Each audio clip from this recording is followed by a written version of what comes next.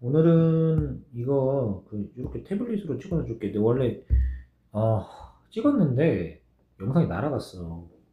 영상이 날아가가지고 어쩔 수 없이 좀 불편하더라도 이렇게 좀 이게 더 편할 수도 있지. 지문 보여주니까. 요걸로 한번 봅시다. 중요한 지문들만 좀 볼게. 이 것들보다 요거 수능 특강 과학기술 1강 연계입니다. 그래서 이제 학어의 질소고정법과 관련된 내용인데 이거 좀 어려워하는 친구들이 있더라고. 그래서 요건 좀 얘기를 해줄게. 그 7번 문제 잠깐 볼게요. 7번. 이 조류의 일종인 남세균은 생체 반응을 통한 질소고정한다 해서 이제 비교하는 거 나왔잖아. 그래서 남세균 세포 중 이형세포 내에는 질소고정 요소가 있는데 남세균은 F2 단백질을 이용하여 대기 중 질소의 전자를 다른 단백질에 전달한대요. 자, 그 다음에 질소전자는 MOF2 단백질에 전달되고 이후 ATP 단백질을 소모해 질소로 분해한대. 이후 분해된 질소는 질소 고정 효소에 의해 NADH 효소의 작용으로 분해된 수소 분자와 결합하여 암모니아를 생성하게 되며 남세균은 생성된 암모니아를 체내에 저장한다 라고 했어. 근데 지금 보면 여기서 하버의 질소 고정법 보면 생체 여기 촉매 역할을 하는 애가 있지. 근데 지금 촉매 역할을 누가 해? 철촉매가 해가지고 수소와 질소의 결합을 유도하잖아. 근데 여기서 지금 잘 보면 질소 고정 효소가 무슨 역할을 하는지 잘 봐. 질소 고정 효소가 질소와 전자를 이제 Fe 단백질이 질소 전자를 전달하지. 그럼 이걸 분해한 다음에 질소 고정 효소에 의해 이게 작동되고 질소가 수소랑 결합해요. 그럼 질소와 수소를 결합시키는 촉매 역할을 하는 게 누구야? 사실상 질소 고정 효소인 거야. 그래서 답이 2번입니다. 답이 2번입니다. 1번 틀린 이유, 끊는 거는 MOFE 단백질의 역할에 해당할 건이 아니라 끊는 건 분해. 질소 분해 누구야? ATP 단백질이네. 이거 틀렸고요. 3번 같은 경우에는 ATP 단백질의 에너지 공급해서 질소의 결합을 끊지? 근데 얘는 평형을 암모니아로 이동시키는 거, 이거 압력을 가해 평형 상태를 유지하는 건 암모니아 아니야? 얘는 평형 상태 유지가 아니라서 틀렸어요. 왜냐면 얘는 뭐 하는 애입니까? 끊는 애야, 끊는 애.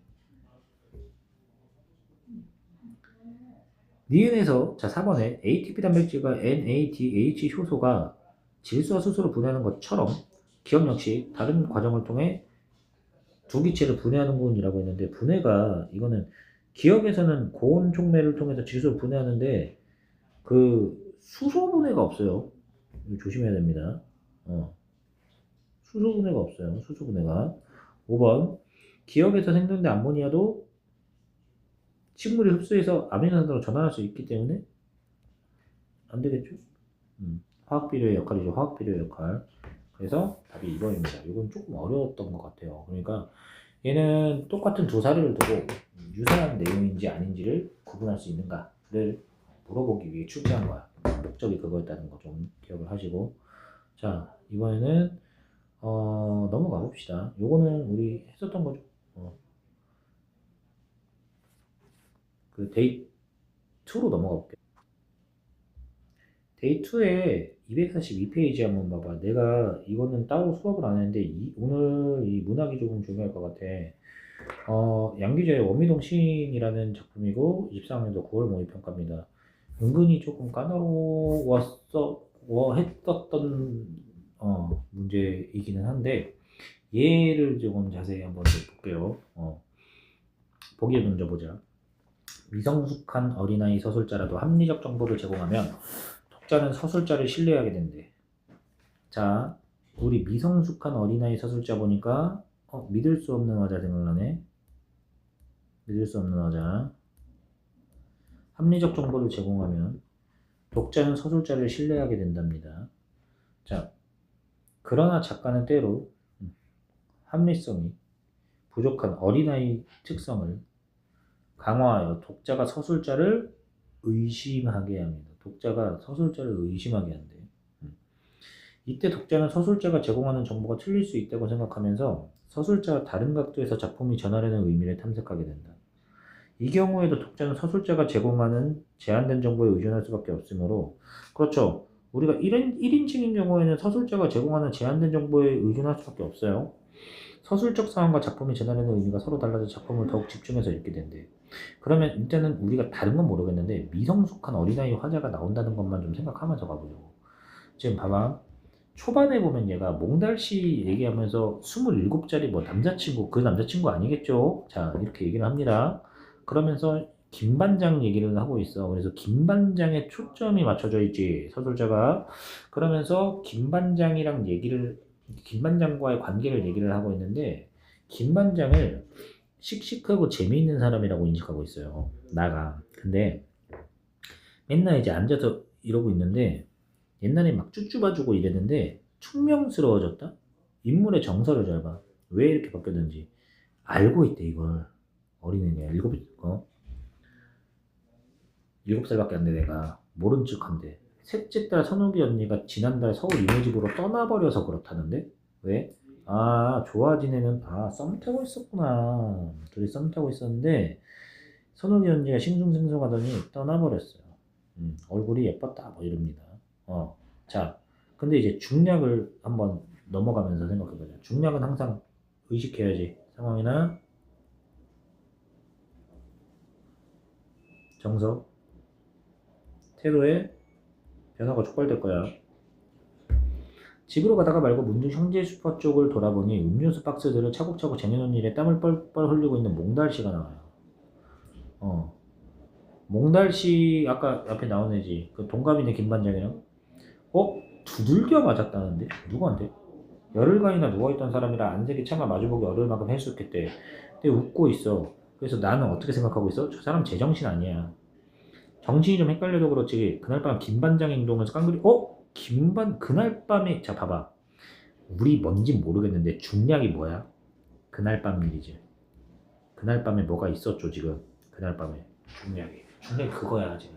그날 밤에 뭐가 있었어. 근데 그때 김반장이 무슨 행동을, 김반장이 때렸나? 모르겠어요.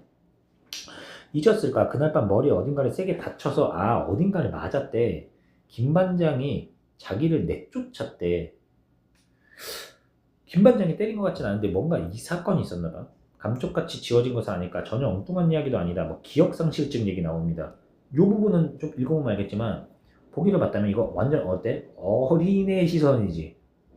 자기가 뭐 다 컸다는 식으로 막 얘기하면서 자기가 의젓하다고 얘기를 합니다. 웃기죠. 자, 여기 볼게. 아무튼 나의 기막힌 상상력으로 인해 몽땅치는 부분적인 기억상실증 환자를 결정했어. 미쳤죠 지금. 기억상실증 걸렸대. 뭔지 모르겠지만 몽달씨가 왜 저러는지 모르겠다는 거야. 김반장이랑 뭔가 사건이 있었지 지금. 그렇다면 이제는 확인할 일만 남은 셈이었다. 오래 기다릴 필요도 없었다. 나는 김반장네 가게를 거들어주고 난 뒤 비치 파라솔 밑에 의자에 앉아 뭔가를 읽고 있는 몽달씨한테 갔어요. 몽달씨한테 갔어. 보나마나 주머니 속에도 잔뜩 들어있는 종이 조각 중에 하나일 거야. 멀쩡한 정신도 아닌 주제에 기억상실증이란 병까지 얻어놓고도 여태 10따위나 읽고 있대. 10따위나. 좀 그런데 이것도 시예요? 그래, 슬픈 시야. 아주 슬픈 일입니다. 몽닥씨가 행숙한 얼굴을 들어 행복하게. 자, 이거 재밌지? 아주 슬픈 일인데 행복하게 웃었어. 근데 우리 어린애들한테 얘기할 땐 그럴 수 있잖아. 이거 슬픈 거야 좀. 그럴 수 있죠. 근데 슬픈 시라고 해놓고서 웃다니 이 맛살에 찡그렸어. 자, 그러고 나서 다 나왔어요. 시를 읽으면서 누웠더니 금방 나았지. 금방은 무슨 금방. 열흘이나 되었는데 또 한 번 너는 몽달씨의 형편없는 정신상태에 실망했어요. 웃기네. 그날 밤에 난 여기 앉아서 다 봤대. 뭘? 김반장이 아저씨를 쫓아냈나봐. 몽달씨가 정색을 했어요. 풀려있지 않아. 아닌 척하고 있어. 김반장은 나쁜 사람이야. 그렇죠? 얘들아, 상황이 바뀌었지. 김반장이란 대상에 대한 어때? 나의 태도가 변화했죠. 캐치할 수 있냐? 물어본 거야. 이걸 물어본 문제, 이거 좀 되게 많이 들었었거든. 5번입니다. 5번. 여기에서 목격된 그날 김반장의 행위는 요즘보다 이후의 시간대에 이루어지면, 이거 시간대는 어쩔 수 없어요. 노가다 하면서 찾아야 돼. 하나하나. 나 이건 어쩔 수 없이 돌아가서 봤어. 근데 이거 잘 찾아놓고도 이전과 다르게 평가를 판단을 못한 거야. 이전과 다르게 평가하는 원인이 됐겠지. 뭔가 그날 밤에 어떤 일이. 그러니까 이거는 어때? 장면이 전환되면서 김반장이란 대상에 대한 나의 인식이 바뀐 겁니다. 인식이. 알겠지? 자, 그래서 답이 5번이야. 이 문제는 좀 기억을 해놔야 돼요. 그러니까 얘도 내가 이걸 왜 워크북에 넣는지 알겠지? 장면이 전환됨으로써 대상에 대한 인식이 전환되는 걸 보여주는 소설이에요. 자, 12번 또 한번 보고 갈까? 12번은 이제 답 4번이죠? 인물에 대해 적극적 탐색을 하고 인물의 상태를 스스로 진단하여 그 정보를 제공하는 모습을 통해 독자가 서술자를 이거 신뢰한다고? 자, 리를 봐봐, 리. 리. 아무튼 나의 기막한 상상력으로 인해 문갈 씨는 부분적인 기억상실증 환자로 결정됐어. 미친 거 아니야?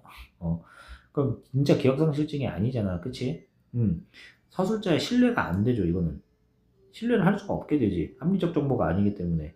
인물 상태에 적극적으로 그 정보를 제공해서 스스로 진단한 건 맞아.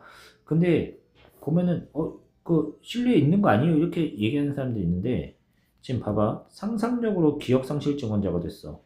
그리고 이 사람은 나는 뭐라고 얘기를 하냐면은 얘가 너 머리를 세게 다친 거 아니야? 제정신 아니지 않아? 제 기억상실증 걸린 거 아니야? 이거는 합리적인 게 아니죠. 그러니까 상황 판단을 못 하고 있는 거지.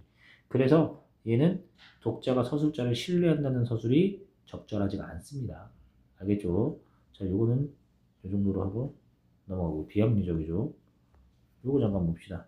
숙향전 이거 그 연계와 관련해서 고전 시가 아니라 고전 소설이네요. 소설. 시방으로 수능 가져왔는데 숙향전에 대해서는 좀 간단하게 내용 한번 좀 정리를 해볼게. 자, 봐봐. 숙향이라는 애가 이 나올지 안 나올지 모르겠어. 나올 가능성이 좀 적다고 생각하는데 월공 선녀예요. 얘가 선녀인데 남자 주인공이랑 같이 이제 내려옵니다. 그래서 이제 숙향이 고난을 겪고 그 고난을 겪다가 나중에 그 정확히 얘기할게. 숙향과 이선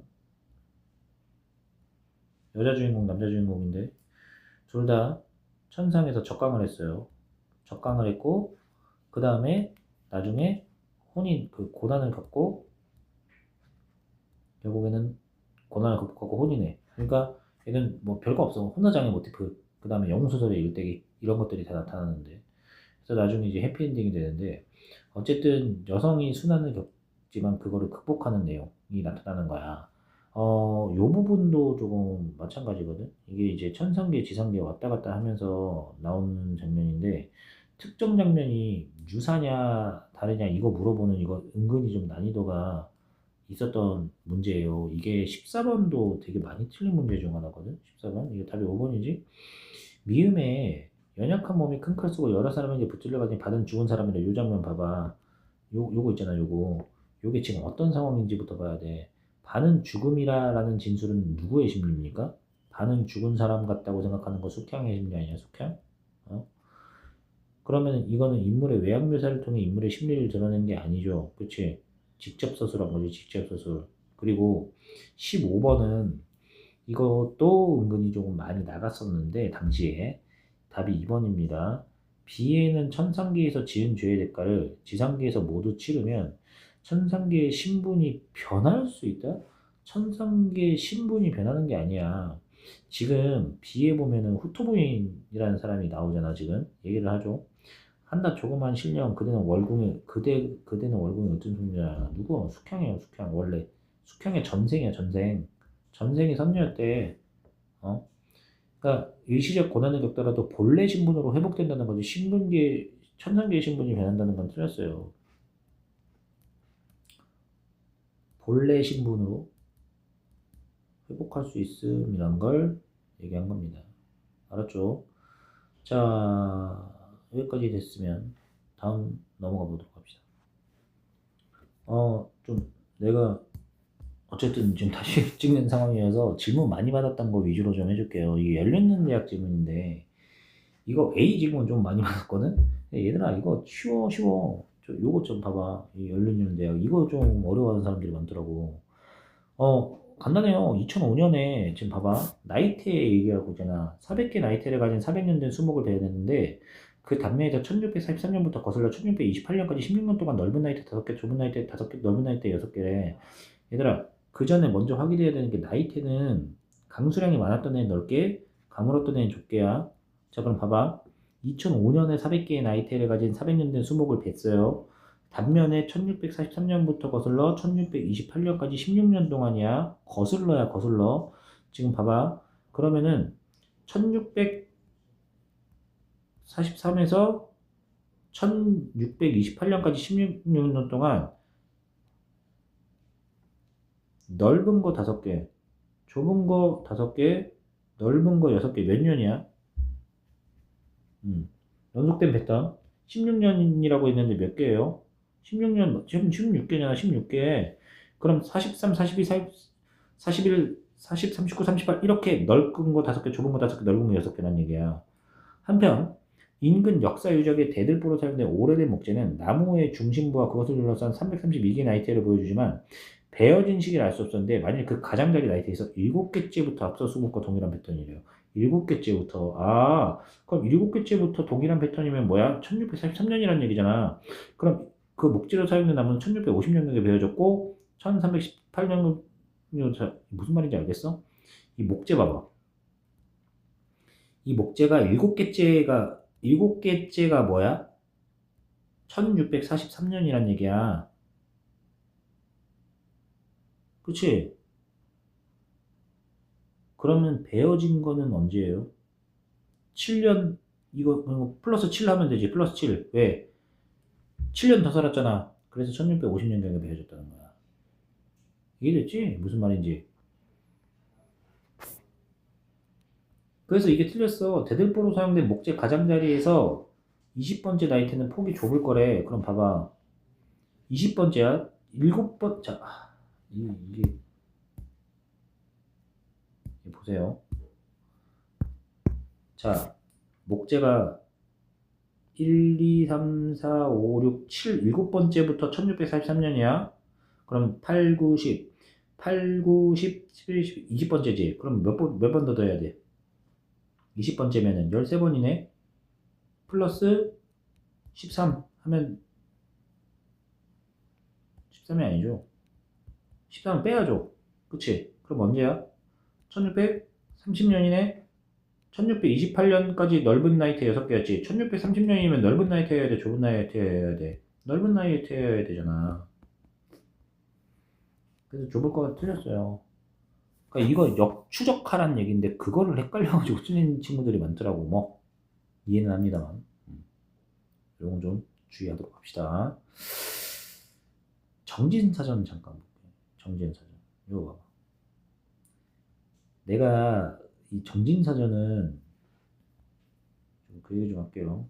출제 가능성이 매우 높은 지문 중 하나라고 생각합니다. 내가 정진사전 나중에 또 내긴 할 거야. 그래서 좀 특이한 부분이 나왔지. 그래서 요거를 좀 생각을 하면서 봐야 될 것 같은데 정진사전 같은 경우는 이제 충청도 괴산을 중심으로 하는 소설인데요. 얘는 그 전반부랑 후반부가 나뉘어요. 전반이랑 후반이 달라요. 전반부는 그 결연을 드러내고 후반부는 첩첩 간의 갈등을 보여줘. 이거 보면 알겠지만 이 규봉의 동생 창인이 몰래 여장하고 가가지고 좀 속였잖아 지금. 그치? 되게 재밌지? 그래가지고 전공자와 박최소저와의 결연이라면 후반부는 여기에 첩인 일지라는 애가 나와. 첩. 얘가 아예 작정하고 오거든. 근데 이 일지가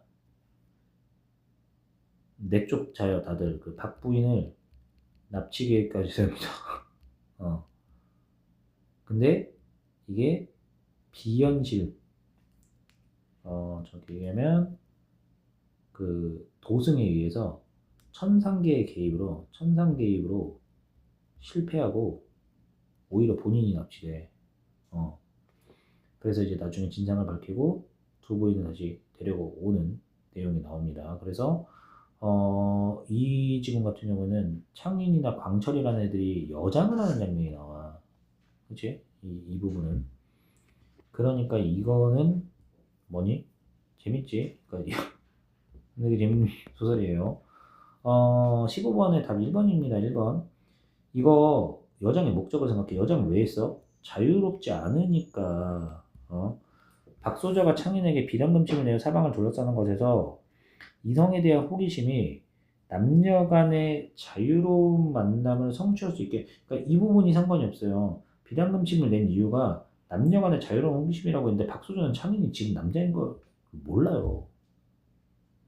박소저가 비량금침을 내준 거는 자유로운 만남을 보여주는 부분이 아니야. 차라리 여장을 했다고 하면 몰라도. 그러니까 이 장면이 이 내용에 부합하느냐 물어보는 겁니다. 알겠죠?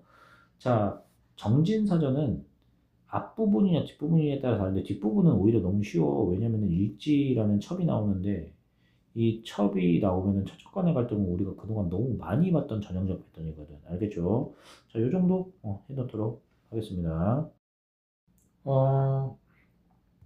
이번에는 그 데이포인데 데이포에서는 지금 그 비문학 연계지문은 허블 우주망원경과 관련된 거 여기 나오는데 이게 통과현상 관측법 때문에 한 거거든. 그러니까 요거는 좀뭐 그렇게 어렵진 않았으니까 한번 잘 보시고요. 연계지문들 좀 실어놓은 거 보면 이제 21학년도 고평 연계했던 심청전 있고 그 다음에 구운몽 있는데 내가 심청전 구운몽은 뭐 따로 언급은 안 합니다. 설마 심청전 구운몽 내용 모르는 사람은 없지? 요거는 넘어가도록 합시다.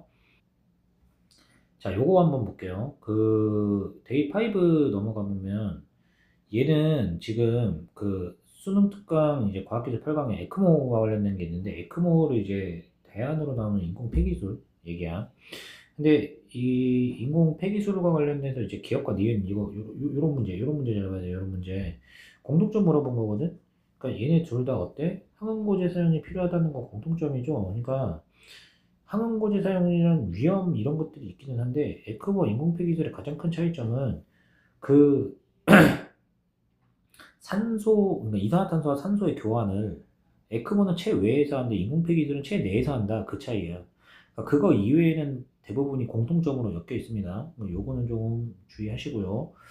이것도 좀 질문을 좀 많이 받았는데 이제 전달 능력과 관련해서 이 전달 능력 지문은 좀 어려웠었던 것 같아. 대부분 이게 내가 무슨 얘기를 하는 거냐면은 지금 요 문제 때문에 그래. 7번 때문에.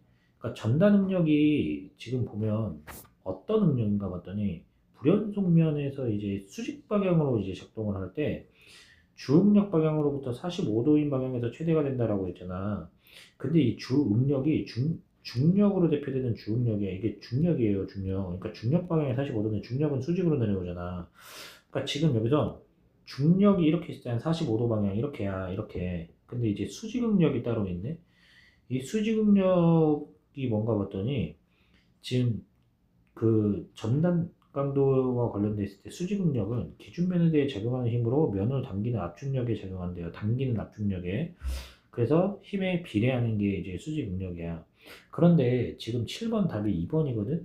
전단 능력이 작동하잖아. 그러면 앞만의 면을 기준으로 두 면을 화살표 방향으로 움직인대. 여기서 잘 봐야 되는 게 전단 능력이 작용을 했을 때 앞만에 면이 있는데 이제 사면과 불연속면이 있죠. 이게 지금 그림판으로 그리다 보니까 좀 그렇긴 한데 자, 이 화살표 방향으로 움직인다고 했을 때 얘네가 이 화살표 방향 요것도 마찬가지 화살표고 요것도 화살표인데 이거 다 틀렸습니다. 왜 틀렸냐면은 지금 뭘로 봐도 안 되는 이유가 응력이 작용해서 미끄러진다는 얘기는 사면이 이쪽으로 갈 때 힘을 받으니까 얘는 45도 방향 이쪽으로 간다는 얘기야. 불연속면은 만약에 얘네가 같은 방향으로 간다 그러면은 이게 절단이 안 되지. 전리가 안 생기지. 알겠지? 그러니까 화살표 방향으로 움직이는 게 아니라 그 반대로 움직여야 돼요. 그러니까 한 면은 화살표 반대 방향으로 움직여야 된다는 거를 얘기한 겁니다. 알겠지? 그래서 답이 2번이에요. 고전소설 11강 연계가 또 있을 거야. 이 고전소설 11강 같은 경우에는 좀 지봉전이라는 소설인데 이거는 글쎄 나올 가능성이 조금 있어 보이긴 하거든. 이게 지봉 지봉 유서를 쓴 지봉 이수광을 이란 실존 인물을 이제 바탕으로 한 거야. 근데 14번에 보면 알겠지만 보기에 이렇게 써놨지 내가 해절이 삼성 사대부 위선 풍자거든. 근데 지봉죄는 풍자가 아니라 현실적 욕망을 긍정하는 걸로 바뀌었어요. 그래서 임금이 이수광이 유혹에 넘어간 거를 긍정적으로 보고 있단 말이야.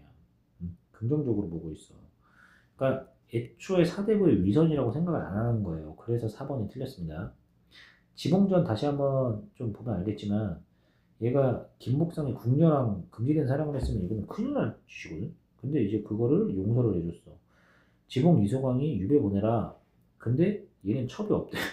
대단한 놈이죠. 그래서 했는데 지봉을 지금 부채라는 증표를 주고 보냈죠. 어디로 보냅니다. 이건 좌천이 아니에요. 왜냐면은 그 서울에서 다른 지역으로 보내면 보통 좌천으로 인식하는데 얘는 임금이 진짜 필요하다고 직접 불러서 부채 자기 증표까지 줬지. 이 부채는 결국엔 임금의 증표거든. 임금의 증표. 근데 이걸 딱 줘놓고서 평안감사한테는 뭐라고 했어? 야, 지봉 좀 꼬셔봐. 이러니까 평안감사가 당황했죠. 당황한 상태입니다. 근데 나중에 이제 와가지고 보니까 이 부채를 정표로 줬나봐. 응? 절개를 깨뜨리고 어떤 여자한테 정표를 준 거야. 그래서 그 부채를 다시 돌려주게 되는 거야. 그 장면입니다. 쉽게 할 수 있었을 겁니다. 12번 같은 경우는 답이 1번이죠. 앞으로 일어날 사건 전개 예측할 수 있게 서사의 긴장성 물어보는 긴장성이란 말에 너무 집착할 필요 없어. 우리가 소설은 발단 전개 위기 결정 결말 있잖아. 발단 전개 위기 결정 결말 이렇게 있잖아. 결말이 갈등의 소고 여기까지는 전부 다 갈등의 증폭이야. 갈등의 증폭이라는 얘기는 뭐야? 긴장성이 생긴다는 얘기예요. 그러니까 지금 이 부분이 결말 부분이 아니라면 어떤 서사적 기능이 나타나더라도 긴장성을 불어넣는 거야. 물론 조심해야 될 건 이게 쭉 이어지는 거 아니고 일시적으로 완화되는 부분이 있기는 하지만 얘는 이 장면은 요거랑 상관이 없죠. 일시적 완화. 왜냐면은 A 부분은 어때? 그 지봉 이수광을 평안감사한테 얘기해가지고 얘 쟤 좀 속여가지고 절개 깨트려봐 이렇게 명령하는 부분이잖아. 그러니까 절개가 깨트리나 갈등 긴장도가 높아지는 부분입니다. 알겠죠? 갈등 미연의 방지 헛소리고요. 인물의 의도를 명확하게 전달을 안 했고 계획한 내용은 알려줬는데 의도를 밝히지 않아서 평안감사가 당황했지. 왜 이래? 이러면서. 그 다음에 공간의 이동에 따라 대상이 겪게 될 상황을 암시하는 건 맞아요. 평양으로 가면은 어떤 일이 생기겠지 이제. 근데 문제 상황이 해결이 아니라 문제 상황을 발생시키는 거고요. 그 다음에 조사를 받은 이가 취할 행동을 요약적으로 제시한 건 맞는데 정기적 성적은 뭘로 봐도 틀렸습니다. 비현실적으로 봐도 틀렸고 일대기도 아니고 13번은 이게 임금 똑같은 부치인데 이거는 임금이 준 증표고 이거는 애정의 증표로 줬었던 거지. 그래서 4번 임금이 자신의 계략을 숨긴 채 지봉에게 하사했고 계략이 실행된 이후에 지봉에게 되돌려진 물건입니다. 그래서 답이 4번이에요. 그래서 지봉전까지 이제 마무리를 하고 여기까지 진행을 하도록 하겠습니다.